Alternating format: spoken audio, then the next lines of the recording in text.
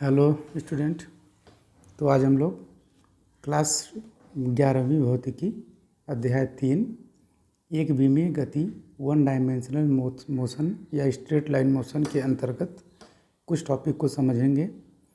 इसमें टॉपिक आज हम लोग कवर करेंगे एक समान गति किसे कहते हैं, क्या क्या कवर करेंगे।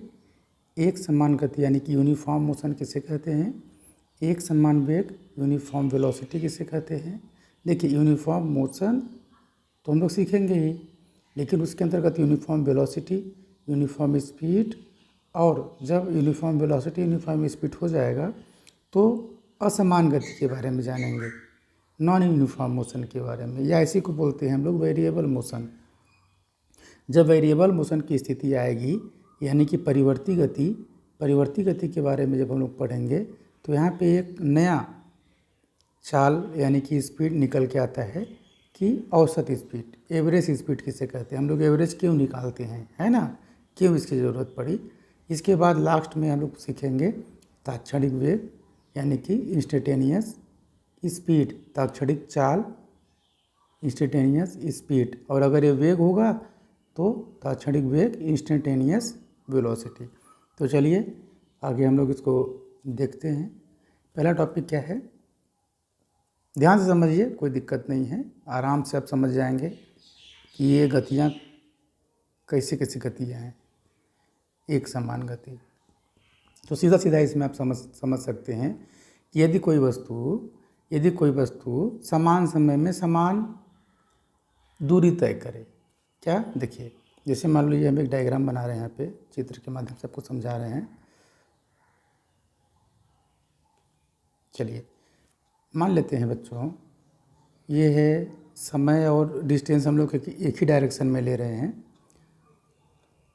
टाइम इधर ले रहे हैं हम लोग, डिस्टेंस, ठीक है। तो यहाँ पे हम लोग ले लिए टाइम को ले लिया हमने 2 सेकेंड, फिर नेक्स्ट 2 सेकेंड, फिर नेक्स्ट 2 सेकेंड, फिर नेक्स्ट 2 सेकेंड, इस प्रकार से ना। तो समान समय में मतलब कि पहले 2 सेकेंड में अगर कोई भी वस्तु चलती है कितना, 4 मीटर, तो नेक्स्ट 2 सेकेंड में भी वो कितना चले, 4 मीटर ही चले, फिर नेक्स्ट 2 सेकेंड में वो 4 मीटर ही दूरी तय करे। यानी कि समान समय अंतराल 2-2 सेकेंड है और समान दूरी 4-4 मीटर है। तो ऐसी दूरी को हम लोग बोलेंगे, या ऐसी गति को, क्योंकि समय के साथ स्थिति में परिवर्तन तो हो ही रहा है, तो गति कहलाएगी। कोई ऑब्जेक्ट मोशन में है तो ऐसा मोशन हम लोग बोलते हैं कैसा, एक समान गति। तो आप लिख लेंगे ना, क्या लिखेंगे उसमें, जब कोई वस्तु समान समयांतराल में समान दूरी तय करे।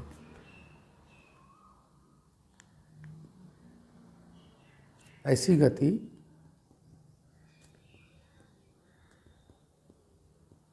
एक समान गति कहलाती है। बस समझ में आ ही गया होगा, इतना आसान तो है ना।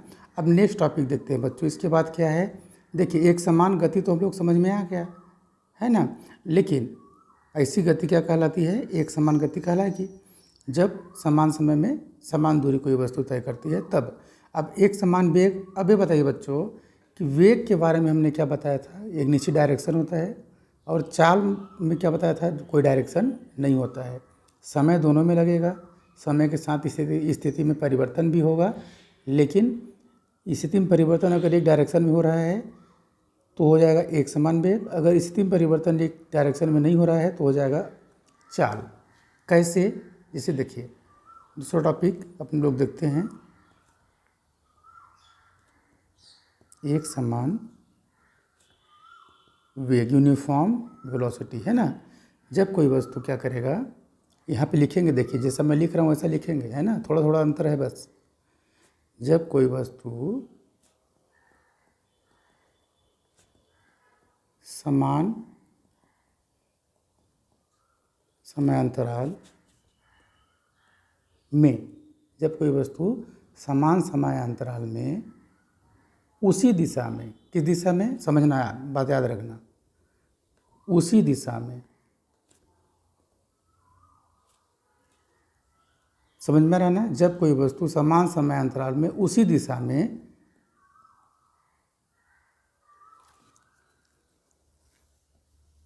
समान दूरी तय करे तो ऐसी गति एक समान वेग कहलाती है।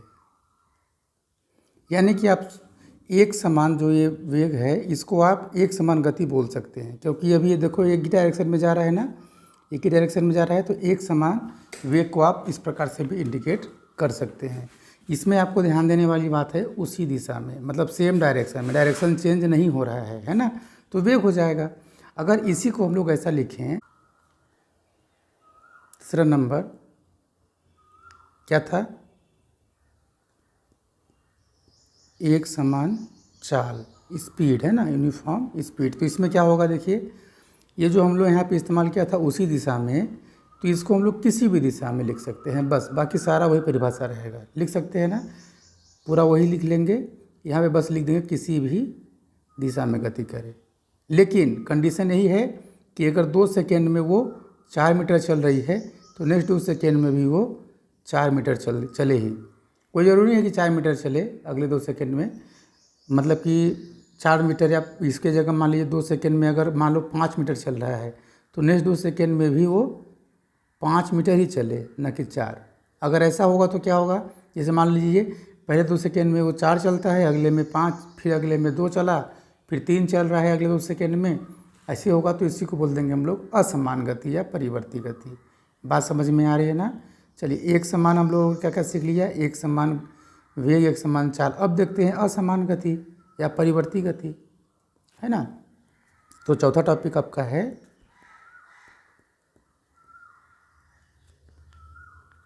असमान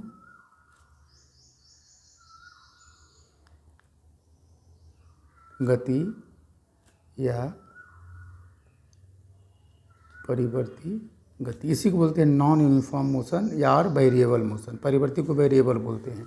तो क्या लिखेंगे इसमें बताइए, जब कोई वस्तु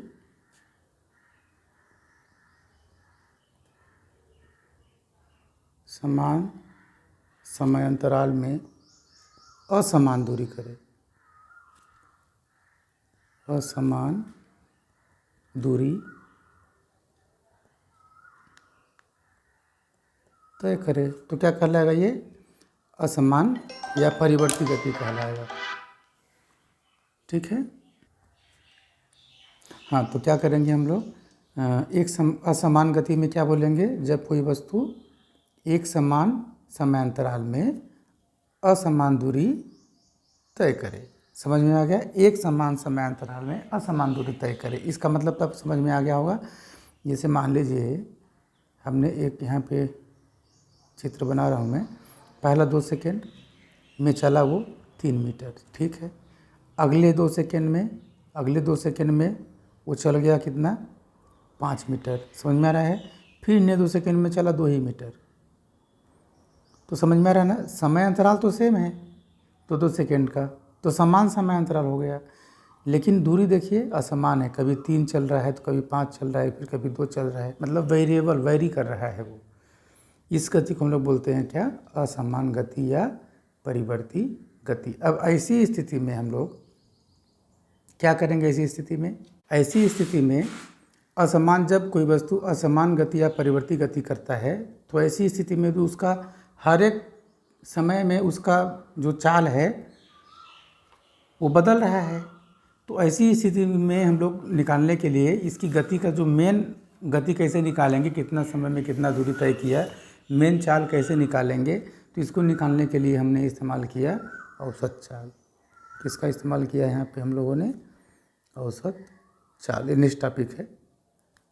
कौन सा टॉपिक हो जाएगा, ये 5वां टॉपिक हो जाएगा। तो इसको आप लिख लेंगे, एवरेज स्पीड।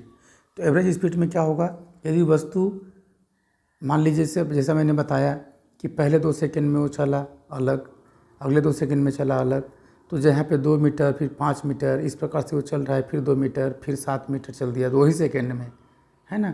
तो ऐसी गति को हम लोग क्या करेंगे कि निकालने के लिए औसत चाल का एक फार्मूला होता है, इसको याद रखेंगे, सभी दूरियों को ध्यान देंगे।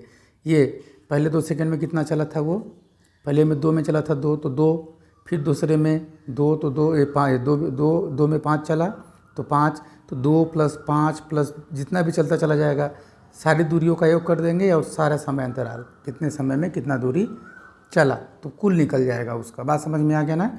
तो औसत चाल इक्वल टू क्या निकलेंगे हम लोग, तय की गई कुल दूरी, तय की गई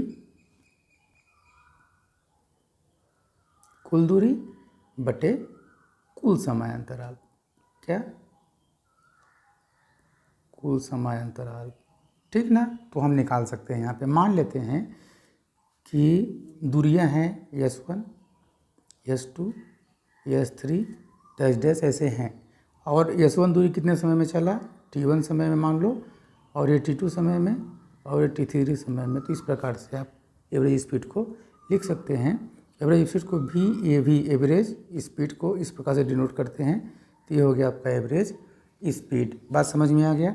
एक टॉपिक और है छोटा सा, उसको भी देख लीजिए। 6वां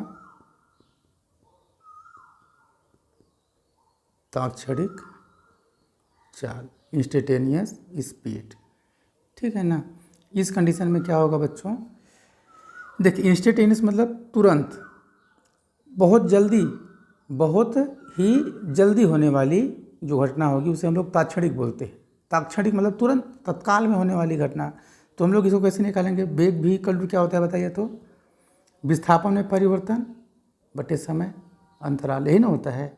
डेल्टा मतलब परिवर्तन बताता है, ऐसे को लिख सकते हैं हम लोग S2 माइनस S1 बटे T2 माइनस T1। ये तो देखे हैं, प्रारंभिक और अंतिम समय के अंतर को हम लोग बोलते हैं, अंतिम समय प्रारंभिक समय के अंतर को। अगर यहाँ पे हम लोग समय को, ये कब जल्दी होगा बच्चों बताइए, जल्दी कब होगा, जब समय का मान क्या होगा 0 की ओर। तो यहाँ पे लिमिट लगा दीजिए कि जो डेल्टा T है, समय अंतराल जो है ये वाला मान, ये 0 की ओर हो तो तुरंत घटना घटेगी ना। समय का मान 0 मतलब समय कम से कम हो रहा है। तो ऐसी वेग जो उत्पन्न होगा या ऐसा चाल जो उत्पन्न होगा, ऐसी चाल को हम लोग बोल देते हैं क्या, ताक्षणिक चाल। तो इसका परिभाषा आप क्या लिखेंगे, तो लिख लीजिए, किसी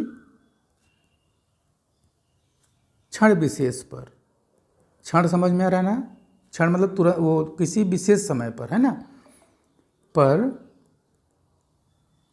वस्तु की चाल को उसकी ताक्षणिक चाल कहते हैं। बात समझ में आ गया ना। यहाँ पे देखिए डेल्टा T समय में डेल्टा S ताक्षणिक है। अब डेल्टा T का मान 0 की ओर जाएगा, मतलब समय कम से कम कर रहे हैं, तो उस स्थिति में जो चाल होगी वो हो जाएगी क्या, ताक्षणिक चाल। बात समझ में आ गया ना, कोई दिक्कत नहीं है। चलिए ठीक है बच्चों, धन्यवाद।